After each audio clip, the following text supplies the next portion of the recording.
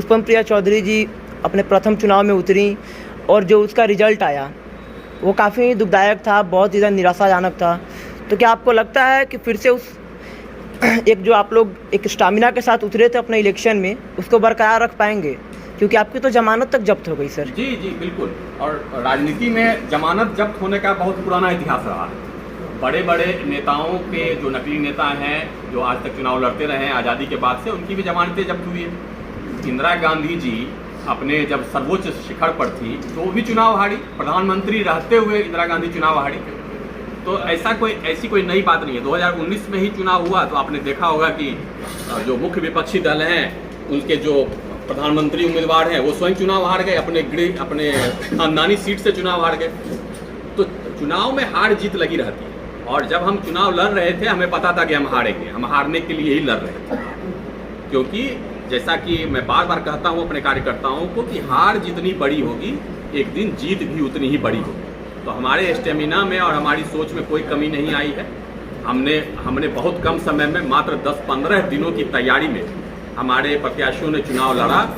1,500, 2,000, 3,000 vote ही आए। पूरे बिहार में हमें 3 लाख वोट ही आए, लेकिन हमारे उम्मीदवार लोकप्रिय उम्मीदवार थे। और अगला चुनाव जब भी होगा, चाहे लोकसभा का हो, विधानसभा का हो, उसमें आपको हमारा प्रदर्शन होता है। सर, राजनीति में आप लोग शिक्षा को बहुत ही बढ़ावा दे रहे हैं और शिक्षित उम्मीदवारों का चयन कर रहे हैं जी। तो आपको क्या लगता है कि सिर्फ शिक्षित उम्मीदवार होने से आप चुनाव जीत जाएंगे? नहीं, बिल्कुल नहीं जीतेंगे। अगर सिर्फ शिक्षित उम्मीदवार होने से चुनाव जीते तो लालू जी और नीतीश जी की पार्टी चुनाव नहीं जीत रही होती। सर, फिर भी आप सिर्फ शिक्षित उम्मीदवारों का चयन कर रहे हैं। बहुत से एक्सपीरियंसफुल लोग हैं जिनको आपको उस पार्टी में शामिल कर सकते हैं, जिनकी मदद से आप चुनाव में अच्छा खासा बढ़त बना सकते हैं, लेकिन फिर भी आप शिक्षा को सबसे पहले बढ़ावा दे रहे हैं। जी, इसका मैं दोनों तरीके से जवाब देना चाहूँगा। एक तो शिक्षित से मैंने अभी बताया कि शिक्षित से हमारा तात्पर्य सिर्फ डिग्रीधारी लोगों से नहीं। लेकिन सर, आप तो जिन लोगों को दे रहे हैं सीटें वो काफ़ी हद तक डिग्रीधारी हैं। आपको शायद संपूर्ण तथ्य ज्ञात नहीं हो। आपको अगर हम अपने कटोरिया बांका में एक सुरक्षित सीट है, वहाँ से आप अगर हमारे नज़र डालेंगे, सुषमा हेम्ब्रम जी हमारी उम्मीदवार थी। वो बिल्कुल पढ़ी लिखी नहीं है, लेकिन उनको हमने टिकट दिया था। हमने 50 टिकट ऐसे दिए हैं जो बिल्कुल पढ़े लिखे नहीं हैं, या जिन्होंने सिर्फ अक्षर ज्ञान हासिल किया है, ऐसे लोगों को भी हमने टिकट दिया है जिनकी समाज के प्रति प्रतिबद्धता है। और हाँ, हमको इस बात का गर्व है कि हम शिक्षा को बहुत महत्व देते हैं, क्योंकि शिक्षित लोग ही राजनीति में आएंगे। असली शिक्षित लोग, तभी राजनीति बदलेगी।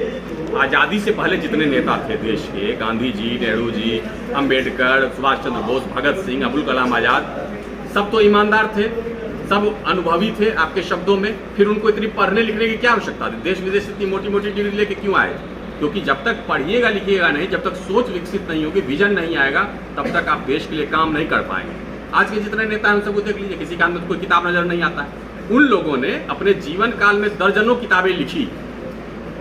या तो लिखना छोड़ दीजिए, किताब आपको उनके हाथ में नजर नहीं आएगी, क्योंकि इनको लगता है कि भाई पढ़ने लिखने से क्या लेना देना है, वोट लेना है और अपने स्वार्थ के लिए काम करना है। सर, लेकिन वो लोग तो जो आए यहाँ पे बहुत समय दिए इस धरती पे, उसके बाद यहाँ से वो लोग उजागर हुए। हम भी समय दे रहे हैं। लेकिन सर, आपके कैंडिडेट्स तो डायरेक्ट आ रहे हैं और इलेक्शन में उतर रहे हैं। सर, इस पे क्या कहना चाहेंगे? क्योंकि यह आज़ादी का समय नहीं है कि अंग्रेजों को भगाना है, उसके लिए एक आंदोलन करना है। आज़ादी का समय नहीं।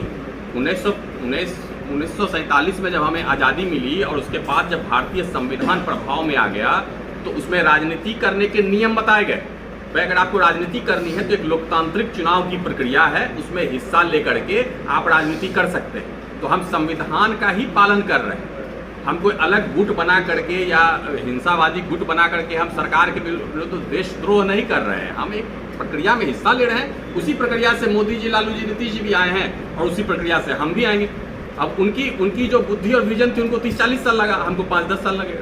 बस यही अंतर है। सर, पत्रकारिता धर्म को छोड़ दूँ तो मुझे ही बहुत खुशी है इस बात की कि आप एक ऐसी पार्टी के मेंबर हैं जहां बहुत सारे लोग शिक्षित हैं, और ये जानकर खुशी होता है कि हम शिक्षित लोग आपसे बातें कर रहे हैं, आपका इंटरव्यू ले रहे हैं। जी सर, तो क्या लगता है कि आगे आप कहाँ तक बढ़ पाएंगे इस शिक्षा के माध्यम से?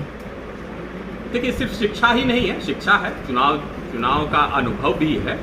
और हमारे साथ मुश्किलें हैं। आपने पिछले प्रश्न में भी पूछा था, हमारे पास भी ये विकल्प तो था ही ना जब हमने दल बनाया। आज भी वो विकल्प है कि दूसरे दलों के जो तथाकथित बाहुबली शक्तिशाली लोग हैं उनको अपने दल में ले आए, तो शायद हम और जल्दी सफलता प्राप्त कर लेंगे। लेकिन वो लक्ष्य नहीं है। उससे कहाँ बिहार बदलेगा? उससे तो बिहार बदलेगा नहीं। हम एक नई राजनीतिक पीढ़ी का निर्माण करना चाहते हैं और जो अच्छे लोग हमारे साथ जुड़े हुए हैं उन्हीं को मजबूत बना करके हम उनको जिताना चाहते हैं। इसलिए रास्ता कठिन है, लेकिन हम निश्चित रूप से सफलता हासिल करेंगे। अभी आगामी 2 जगह उपचुनाव होने वाले हैं, कुशेश्वर स्थान और तारापुर में, वो भी हम जीतने के लिए जी जान लगाएंगे और जीतेंगे।